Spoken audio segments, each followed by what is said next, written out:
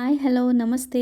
ನಾನಿವತ್ತು ಒಂದು special recipe ಜೊತೆ ಬಂದಿದ್ದೀನಿ. ಸ್ಪೆಷಲ್ ರೆಸಿಪಿ ಅಂತಲೂ ಹೇಳ್ಬೋದು, ಕಾಮನ್ ರೆಸಿಪಿ ಅಂತಲೂ ಹೇಳ್ಬೋದು. ಮಾಮೂಲಾಗಿ ಮಾಡೋ ಅಡುಗೆನೇ, ಆದರೆ ಇದು ನಾನ್ ವೆಜ್ಜಲ್ಲಿ. ನಾನಿವತ್ತು ನಾಟಿ ಸ್ಟೈಲಲ್ಲಿ ಚಿಕನ್ ಸಾಂಬಾರನ್ನ ಮಾಡ್ತಿದ್ದೀನಿ. ಈ ಥರ ಸಾಂಬಾರ್ ಮಂಗಳೂರು ಕಡೆ ತುಂಬಾ famous. Okay, let start the recipe. ಮೊದಲಿಗೆ ಒಂದು 4 ಈರುಳ್ಳಿನ ಈ ಥರ ಫೈನಾಗಿ ಕಟ್ ಮಾಡ್ಕೊಳ್ಳಿ. ಅದಾದಮೇಲೆ ಒಂದು 3 ಟೊಮೆಟೊ ತಗೊಂಡು ಕಟ್ ಮಾಡ್ಕೊಳ್ಳಿ. ಹುಳಿ ಜಾಸ್ತಿ ಇಷ್ಟಪಡದೇ ಇರೋರು 2 ಟೊಮೆಟೊ ಇಲ್ಲ 1 ಟೊಮೆಟೊ ತಗೊಂಡ್ರೂ ಸಾಕು. ಇವೆರಡೂ ಕಟ್ ಮಾಡಿಕೊಂಡು ಸೈಡಲ್ಲಿ ಎತ್ತಿಟ್ಕೋಬೇಕು. ಅದಾದಮೇಲೆ ಒಂದು ಸಪ್ರೇಟಾಗಿ ಪ್ಲೇಟ್ನ ತಗೊಳ್ಳಿ. ಅದರಲ್ಲಿ ನಿಮಗಿಷ್ಟ ಆಗೋ ಸ್ಪೈಸಸ್ನೆಲ್ಲ ಹಾಕಿ. ಎಲ್ಲ ಸ್ಪೈಸಸ್ ತಗೋಬೇಕಾದ್ರೂ ಮೀಡಿಯಮ್ ಆಗಿ ತಗೊಳ್ಳಿ. ಹೆಚ್ಚು ಆಗಬಾರ್ದು, ಕಡಿಮೆನೂ ಆಗಬಾರ್ದು. ನಾನಿಲ್ಲಿ ಚಕ್ಕೆ, ಲವಂಗ, ಸೋಂಪು, ಪೆಪ್ಪರ್, ಏಲಕ್ಕಿ ಇದ್ರ ಜೊತೆಗೆ 1 ಸ್ಪೂನ್ ಅಷ್ಟು ಗಸಗಸೆನೂ ತಗೊಂಡಿದ್ದೀನಿ. ಚಿಕನ್ ಸಾಂಬಾರ್ಗೆ ಗಸಗಸೆ ಮತ್ತೆ ಕಸೂರಿ ಮೇಥಿ ತಗೊಳ್ಳೋದ್ರಿಂದ ತುಂಬಾನೇ ಚೆನ್ನಾಗಿರುತ್ತೆ. ಒಂದು 1/2 ಟೀ ಸ್ಪೂನ್ ಅಷ್ಟು ಮೆಂತೆ ತಗೊಳ್ಳಿ. 2 ಹಿಡಿಯಷ್ಟು ಕೊತ್ತಂಬರಿ ಬೀಜ, ಸ್ವಲ್ಪ ಜೀರಿಗೆ ತಗೊಂಡು ಎತ್ತಿಟ್ಕೊಳ್ಳಿ. ಅರ್ಧದಷ್ಟು ಕಾಯಿನ ಈ ತರ ತುರಿದಿಟ್ಕೋಬೇಕು. ಅದಾದ್ಮೇಲೆ ಒಂದು ಪ್ಯಾನ್ ಅಲ್ಲಿ 20 ರಿಂದ 25ರಷ್ಟು ಬ್ಯಾಡಗಿ ಮೆಣಸಿನಕಾಯಿನ ತಗೊಂಡು 1 ಸ್ಪೂನ್ ಅಷ್ಟು ಎಣ್ಣೆನ ಹಾಕೊಂಡು ನೀಟಾಗಿ ಫ್ರೈ ಮಾಡ್ಕೋಬೇಕು. ಮೆಣಸಿನ್ಕಾಯಿನ ಫ್ರೈ ಮಾಡಬೇಕಾದ್ರೆ ಲೋ ಫ್ಲೇಮಲ್ಲೇ ಫ್ರೈ ಮಾಡಬೇಕು. ಲೋ ಫ್ಲೇಮಲ್ಲಿ ಫ್ರೈ ಮಾಡಿರೋ ಮೆಣಸಿನ್ಕಾಯಿನ ಒಂದು ಪಟ್ಲಲ್ಲಿ ಸಪ್ರೇಟಾಗಿ ಎತ್ತಿಟ್ಕೊಳ್ಳಿ. ಅದಾದಮೇಲೆ ಅದೇ ಪ್ಯಾನಿಗೆ 1 ಸ್ಪೂನ್ ಅಷ್ಟು ಎಣ್ಣೆನ ಹಾಕ್ಕೊಂಡು ಈರುಳ್ಳಿನ ನೀಟಾಗಿ ಈ ಥರ ಫ್ರೈ ಮಾಡ್ಕೋಬೇಕು. ಇಲ್ಲಿ ನಾನು ಫ್ರೈ ಮಾಡೋದಕ್ಕೆ ಹೆಚ್ಚಿಟ್ಟಿರೋ 4 ಈರುಳ್ಳಿಯಲ್ಲಿ 3 ಈರುಳ್ಳಿನ ತಗೊಂಡಿದ್ದೀನಿ. ಈರುಳ್ಳಿ ಇನ್ನೇನು ಸಾಫ್ಟ್ ಆಗ್ತಾ ಬಂದಾಗೆ ಎತ್ತಿಟ್ಕೊಂಡಿರೋ ಮಸಾಲ ಪದಾರ್ಥನೆಲ್ಲ ಇದಕ್ಕೆ ಹಾಕಿ ಹಾಗೆ ಫ್ರೈ ಮಾಡ್ಕೊಳ್ಳಿ. ಇದೂ ಅಷ್ಟೇ, ನೀವು ಲೋ ಫ್ಲೇಮಲ್ಲಿ ಫ್ರೈ ಮಾಡಬೇಕು. ಯಾಕಂದರೆ ಇಲ್ಲಿ ಯೂಸ್ ಮಾಡಿರೋ ಮಸಾಲ ಪದಾರ್ಥಗಳು ಸೀದೋದ್ರೆ ಅದ್ರ ಟೇಸ್ಟ್ನ ಅದು ಕಳ್ಕೊಳ್ಳುತ್ತೆ. ಆಮೇಲೆ ನೀವು ಮಾಡಿರೋ ಸಾಂಬಾರು ಡಿಫ್ರೆಂಟ್ ಟೇಸ್ಟ್ ಕೊಡುತ್ತೆ. ಇನ್ನೇನು ಮಸಾಲ ಈರುಳ್ಳಿ ಜೊತೆ ಬೆಂದು ಒಂದು ಫ್ಲೇವರ್ ಬಂದರೆ ಸಾಕು. ಅದನ್ನು ಒಣಮೆಣಸಿನ್ಕಾಯಿ ಜೊತೆಗೆ ಎತ್ತಿಟ್ಕೊಳ್ಳಿ. ಅದಾದಮೇಲೆ ಅದೇ ಪ್ಯಾನಿಗೆ ಹುರಿದಿಟ್ಟಿರೋ ಕಾಯಿನ ಹಾಕಿ ಸ್ವಲ್ಪ ಅರಿಶಿನ ಹಾಕ್ಕೊಂಡು ಅದನ್ನು ಹಾಗೆ ಲೋ ಫ್ಲೇಮಲ್ಲಿ ಫ್ರೈ ಮಾಡ್ಕೋಬೇಕು. ಇದೂ ಅಷ್ಟೇ, ನೀವು ಫ್ರೈ ಮಾಡಬೇಕಾದ್ರೆ ಇದ್ರ ಫ್ಲೇವರ್ ಬಿಟ್ಕೊಳ್ಳುತ್ತೆ.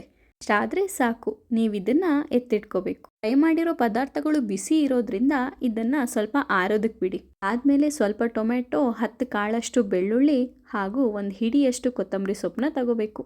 ಇದಿಷ್ಟನ್ನು ಒಂದು ಮಿಕ್ಸಿ ಜಾರ್ಗೆ ಹಾಕ್ಕೊಂಡು ನೀಟಾಗಿ ರುಬ್ಕೋಬೇಕು. ಮಸಾಲ ಎಲ್ಲ ರೆಡಿ ಆದಮೇಲೆ ಈಗ ಚಿಕನ್ ಬೇಯೋದಕ್ಕೆ ಇಡಬೇಕು.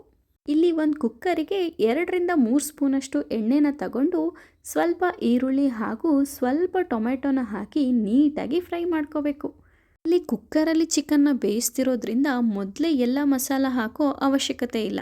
ಅದಾದಮೇಲೆ ತೊಳೆದಿಟ್ಟಿರೋ ಚಿಕನ್ನೆಲ್ಲ ಹಾಕಿ ಸ್ವಲ್ಪ ಅರಿಶಿನ ಮತ್ತು ಸ್ವಲ್ಪ ಉಪ್ಪನ್ನ ಹಾಕಿ ಹಾಗೆ ಮಿಕ್ಸ್ ಮಾಡ್ಕೋಬೇಕು. ಇಲ್ಲಿ ಫಾರಂ ಕೋಳಿ ಆಗಿರೋದ್ರಿಂದ ಬೇಯೋದಕ್ಕೆ ಸ್ವಲ್ಪ ಟೈಮ್ ತಗೊಳುತ್ತೆ.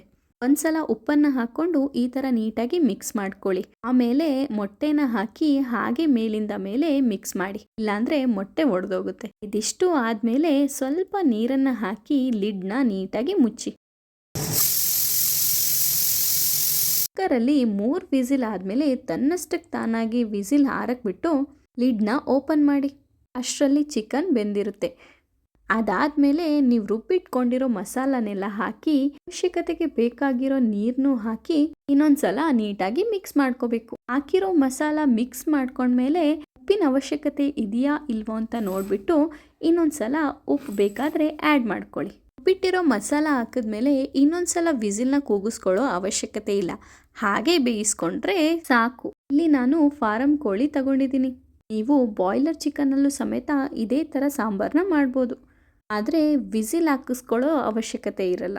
ಉಪ್ಪೆಲ್ಲ ಮಿಕ್ಸ್ ಮಾಡಿಕೊಂಡು ಈ ಥರ ಅರ್ಧ ಲಿಡ್ನ ಮುಚ್ಚಿಟ್ರೆ ಚಿಕನ್ ಸಾಂಬಾರ್ ರೆಡಿ. ಸಾಂಬಾರ್ ಕುದಿತಿರ್ಬೇಕಾದ್ರೇ ಅದರ ಫ್ಲೇವರ್ ತುಂಬಾ ಚೆನ್ನಾಗಿ ಬರ್ತಿತ್ತು. ಹೆಲ್ದಿಯಾಗಿ ಯಾವುದೇ ಸಾಂಬಾರ್ ಪುಡಿನ ಯೂಸ್ ಮಾಡ್ದೇ ಈ ಥರ ಒಂದ್ಸಲ ಚಿಕನ್ ಸಾಂಬಾರನ್ನ ಮಾಡಿ ಟ್ರೈ ಮಾಡಿ. ಇದನ್ನು ನೀವು ಮುದ್ದೆ ಜೊತೆಗೆ, ಶಾವಿಗೆ ಜೊತೆಗೆ, ಅನ್ನದ ಜೊತೆಗೆ ಯಾವುದ್ರ ಜೊತೆಗೆ ಬೇಕಾದ್ರೂ ಸರ್ವ್ ಮಾಡ್ಬೋದು. ನಾನಿವತ್ತು ಇದನ್ನು ಅನ್ನದ ಜೊತೆ ಸರ್ವ್ ಮಾಡ್ತಿದ್ದೀನಿ. ಇದ್ರ ಟೇಸ್ಟ್ ಅಂತೂ ನಮ್ಮ ಮನೇಲಿ ಎಲ್ಲರಿಗೂ ಇಷ್ಟ ಆಯಿತು. ಸೊ ಹಾಗಾಗಿ ನಿಮಗೂ ಇವತ್ತಿನ ರೆಸಿಪಿ ಇಷ್ಟ ಆಗುತ್ತೆ ಅಂತ ಅನ್ಕೋತಿದ್ದೀನಿ. ಇಷ್ಟ ಆದಲ್ಲಿ ಖಂಡಿತ ನನ್ನ ಈ ವಿಡಿಯೋನ ಲೈಕ್ ಮಾಡೋದನ್ನ ಮರಿಬೇಡಿ.